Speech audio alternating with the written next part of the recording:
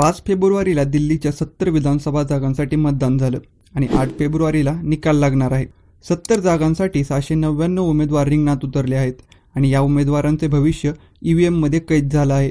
लोकसभेत इंडिया आघाडी म्हणून लढलेल्या काँग्रेस आणि आम आदमी पक्षाची युती दिल्ली विधानसभा निवडणुकीत झाली नाही।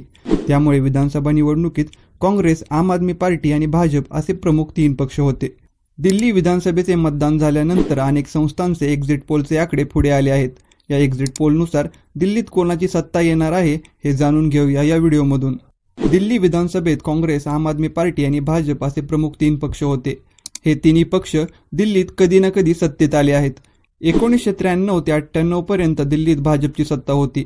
1998 ते 2013 पर्यंत काँग्रेसची सत्ता दिल्ली विधानसभेत होती। 2013 पासून मध्ये 1 वर्ष वगळता 2024 पर्यंत आपची सत्ता दिल्लीत होती। आता 2025 मध्ये झालेल्या विधानसभा निवडणुकीनंतर एक्झिट पोलचे आकडे समोर आले आहेत। या एक्झिट पोलनुसार आम आदमी पार्टी आणि भाजपमध्ये काटेकी टक्कर आहे असं दिसून येत आहे। यात पहिला एक्झिट पोल आहे पोल डायरीचा। या एक्झिट पोलनुसार दिल्ली विधानसभेत भाजपला 42 ते 50, आम आदमी पार्टीला 18 ते 25 आणि काँग्रेसला 0 ते 2 जागा मिळतील असा अंदाज व्यक्त करण्यात आला आहे। या एक्झिट पोलनुसार दिल्ली विधानसभेत भाजप एकाती सत्ता स्थापन करेल असा अंदाज व्यक्त करण्यात आला आहे। दुसरा एक्झिट पोल आहे मॅट्राईजचा। या एक्झिट पोलनुसार दिल्लीमध्ये भाजपला 35 ते 40 तर आम आदमी पार्टीला 32 ते 37 व काँग्रेसला 0 ते 1 जागा मिळेल असा अंदाज व्यक्त करण्यात आला आहे। या एक्झिट पोलनुसार दिल्लीमध्ये भाजप आणि आम आदमी पार्टीमध्ये काटेकी टक्कर होईल असा अंदाज व्यक्त करण्यात आला आहे। तिसरा एक्झिट पोल आहे चाणक्य स्ट्रॅटेजीजचा। या एक्झिट पोलनुसार दिल्लीमध्ये भाजपला 39 ते 44, आम आदमी पार्टीला 25 ते 28 तर काँग्रेसला 2 ते 3 जागा मिळतील असा अंदाज व्यक्त करण्यात आला आहे। या एक्झिट पोलनुसार दिल्लीमध्ये भाजपची सत्ता येईल असा अंदाज व्यक्त करण्यात आला आहे। चौथा एक्झिट पोल आहे पीपल इनसाइडचा। या एक्झिट पोलनुसार दिल्लीमध्ये भाजपला 40 ते 44, आम आदमी पार्टीला 25 ते 29 तर काँग्रेसला 0 ते 1 जागा मिळेल असा अंदाज व्यक्त करण्यात आला आहे।